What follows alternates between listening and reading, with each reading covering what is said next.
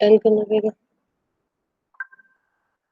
नमस्कार, मैं doctor Kawaljeet Kaur Mehta, associate professor home science, government girls college, paper city. आप सबका अपने यूट्यूब चैनल पर हार्दिक स्वागत करती हूँ। आज का मेरा विषय जो है, वो बच्चों में दाँत जो निकलते हैं, यानी दाँत जैसे कि हम जानते हैं, बहुत ही इम्पोर्टेंट टीथिंग जो है, वो बच्चे के लाइफ़ में बहुत ही इम्पोर्टेंट फ़ेज़ होता है। उसके बारे में हम आज बात करेंगे। जैसे कि आप जानते हैं कि जब बच्चा जन्म लेता है तो उसके दाँत नहीं होते हैं, लेकिन 6 महीने की आयु में उसके दाँत जो है वो निकलने प्रारंभ होते हैं। 2 जो है दाँत निकलना जो है ये 2 इसके 2 फ़ेजेज़ होते हैं, यानी एक स्थायी दाँत होते हैं, अस्थायी दाँत होते हैं और एक स्थायी दाँत होते हैं। अस्थायी दाँत जो हैं जिनको कि हम मिल्क टीथ भी कहते हैं या टेम्परेरी टीथ भी कहा जाता है। दाँत जो है ये जब अक्सर हमने देखा है कि जब बच्चों के दाँत निकलते हैं, तो दाँत निकलते समय जो है उन्हें काफ़ी तकलीफ़ होती है, काफ़ी कष्ट होता है और जो है जैसे कि मैं आपसे बात कर रही थी बच्चों की इस कष्ट के बारे में, तो जो है दाँत निकलते समय उनको जैसे लार निकलने लगती है, कई बार तेज़ बुखार हो जाता है, दस्त लगते हैं, चिड़चिड़ापन बच्चे में पाया जाता है। और ये ये सब चीज़ें जो हैं ये कई बार पेरेंट्स को बहुत परेशान कर देती हैं।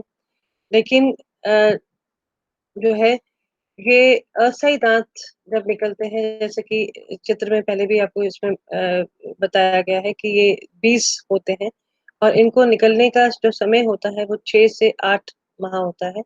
और निचले दाँत जो है एज़ अ रूल हमेशा जो है, जो नीचे वाले जबड़े के दाँत होते हैं वो पहले निकलते हैं। दाँत निकलने का जो समय होता है बच्चे का, आपने देखा होगा कुछ बच्चों के दाँत जल्दी निकल जाते हैं, कुछ के बाद में देर से निकलते हैं। लेकिन ये जो है ये कुछ इसको कुछ कारक है जो प्रभावित करते हैं। स्वस्थ बच्चा होगा तो उसके दाँत जो है वो बिल्कुल समय से निकलते हैं।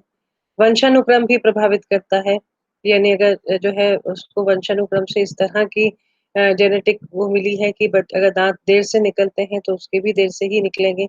और जन्म के बाद और पहले और बाद का पोषण, क्योंकि आप जानते हैं कि जो दाँत हैं उसमें कैल्शियम और जो है फ़ॉस्फ़ोरस दोनों का बहुत बड़ा की भूमिका होती है। यदि माँ ने अपनी अवस्था जब वो बच्चा जब गर्भ में था और माँ ने अपनी पोषण का पूरा ध्यान रखा और उसको कैल्शियम और फ़ॉस्फ़ोरस पूरा मिला, तो बच्चे के दाँत जो हैं तब भी और उसके बाद का भी जो पोषण दिया जाता है, अगर उसको उसपे अच्छा पोषण दिया जाए, तो दाँत की जो है क्वालिटी भी और दाँत का जो समय है, वो भी सही रहता है। और बालक का लिंग जो है, वो भी दाँत को प्रभावित करता है। ऐसा माना जाता है कि जो बालिकाएँ होती हैं, उनके दाँत जो हैं, वो जल्दी निकलते हैं। जब हम बात करते हैं दाँत निकलने की तो इसमें सबसे महत्वपूर्ण बात ये होती है कि दाँत निकलने का जो क्रम होता है वो दाँत निकलने की आयु से अधिक महत्वपूर्ण होता है। यानी कभी भी दाँत देर से निकले या जल्दी निकले, लेकिन जो क्रम होना चाहिए वो बिल्कुल सही होना चाहिए। क्योंकि यदि अगर इसमें कुछ दोष हो जाता है, तो बच्चे के जो नीचे का जबड़ा होता है या जो नीचे का जो चेहरे का निचला जो भाग होता है वो असामान्य दिखाई देता है। एक अध्ययन में टर्मन और एंडरसन ने बताया कि दाँत जो है वो बच्चे में दाँत निकलना जो है वो एक तरह से उनकी बुद्धि जो है उसको भी दर्शाता है। ऐसा कहा जाता है कि जो कम बुद्धिमान बच्चे होते हैं उनके दाँत देर से निकलते हैं। सामान्य बुद्धि वाले जो बच्चे होते हैं उनके दाँत जो है वो कुछ जल्दी निकल आते हैं और जो है कुशाग्र बुद्धि यानी जो बहुत ही इंटेलिजेंट बच्चे होते हैं, उनके दाँत जो हैं वो समय से पूर्व निकलते हैं। यानी कहने का मतलब है कि आप अपने माता-पिता से पूछ सकते हैं कि आपके दाँत कब निकले और उससे आप अंदाज़ा लगा सकते हैं कि आप कितने बुद्धिमान हैं। अब हम बात करते हैं दाँतों के क्रम की, यानी ये किस क्रम में निकलते हैं। तो यहाँ इधर आपको इसको मैंने एक टेबुलर फॉर्म में बताया है कि दाँत निकलने का क्रम और उसकी उम्र। जो नीचे के जबड़े में बीच के जो 2 दाँत होते हैं, जिनको कि हम काटने वाले दाँत कहते हैं, ये 6 से 8 माह में जो है निकलते हैं। ऊपर के फिर उसके बाद में ऊपर के 4 एक साथ निकलते हैं। काटने वाले दाँत जो इंसिजर्स कहलाते हैं, ये इन इसकी उम्र जो है 8 से 12 माह होती है। और फिर दोनों जो साइड के किनारे वाले जो दाँत होते हैं, फाड़ने वाले जो हैं, वो नीचे के ये 12 से 14 माह में निकलते हैं। प्रथम दाढ़ें जो हैं वो 4 दाढ़ें निकलती हैं, दोनों तरफ 2 ऊपर 2 नीचे, ये 12 से 15 माह की आयु में निकलते हैं। और फिर उसके बाद में जो ऊपर के 4 फाड़ने वाले जो दाँत होते हैं, जो 4 फाड़ने वाले दाँत होते हैं, उसके 12 से 20 माह की उम्र में वो निकलते हैं। और जो फिर 4 मोरल्स होते हैं, कि फिर से जो दाढ़ें होती हैं जिनको द्वितीय दाढ़ कहते हैं या सेकंड मोलर्स कहते हैं, इसकी उम्र जो है वो 24 से 30 माह होती है।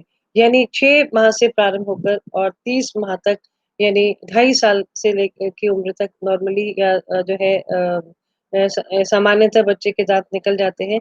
लेकिन इसमें अगर थोड़ी बहुत ऊपर-नीचे अगर देर हो तो वो कोई चिंता का विषय नहीं होता है। दाँत निकलने के से संबंधित 4 महत्वपूर्ण तथ्य हैं जो कि पेरेंट्स को जो है माता-पिता को भी ध्यान में रखना चाहिए। वो ये है कि जब बच्चे का दाँत निकलते हैं तो उसका स्वभाव प्रभावित होता है। क्योंकि दाँत जो हैं वो बच्चे के जो गम्स या मसूड़े होते हैं उसको एक तरह से चीर कर बाहर आते हैं, तो वो बच्चे के लिए काफ़ी कष्टपूर्ण हो जाते हैं। इसलिए उसका जो मूड होता है वो भी प्रभावित होता है। शारीरिक स्वास्थ्य भी प्रभावित होता है। अक्सर बच्चों को क्योंकि बच्चों को जब दाँत निकलने लगते हैं, तो वो हर चीज़ उठाकर मुँह में डालते हैं और उसकी वजह से कई बार बच्चों को इन्फेक्शन भी हो जाते हैं, लूज़ मोशन हो जाते हैं, तो उनका शारीरिक स्वास्थ्य भी प्रभावित होता है। और जो है अंगूठा चूसने पर उसको आराम मिलता है, लेकिन कहीं बच्चे की अंगूठा चूसने की आदत ना पड़ जाए, तो इसकी जगह पर आजकल मार्केट में जो है टीथर्स अवेलेबल है। वो टीथर्स अच्छी क्वालिटी के जो बच्चों के लिए हार्मफुल ना हो, वो भी दिए जा सकते हैं। लेकिन ये भी जो है जैसे बच्चे को जब है गाजर का टुकड़ा या उस तरह के कोई एप्पल का टुकड़ा या इस तरह अगर कोई चीज़ उसको चूसने के लिए दी जाए, तो वो उसको आराम पहुँचाती है। और जो है सबसे बड़ी बात है कि उससे उसको न्यूट्रिशन भी मिल रहा है और जो है उसकी दाँत जो है उसमें भी निकलने की प्रक्रिया में भी उसको आराम मिलता है। फिर जो है इम्पोर्टेंट बात होती है बच्चे का आहार महत्वपूर्ण होता है, यानी बच्चे के आहार में प्रॉपर कैल्शियम और फ़ॉस्फ़ोरस होना ज़रूरी है।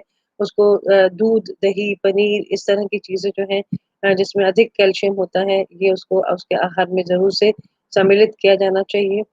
और एक जो और बहुत ही महत्वपूर्ण बात है, वो ये है कि अस्थायी दाँत बच्चों के कई बार क्या होता है कि पेरेंट्स ये सोचते हैं कि बच्चे की ये तो अस्थायी दाँत हैं, जब निकलेंगे स्थायी दाँत तो उनकी देखभाल करेंगे, लेकिन ऐसा नहीं होना चाहिए। ऐसा कहा जाता है कि टीथिंग या टीथ जो है it is a gateway to personality. किसी भी व्यक्ति को जब हम पहली बार देखते हैं तो उसके दाँत जो है वो अक्सर हमें प्रभावित करते हैं।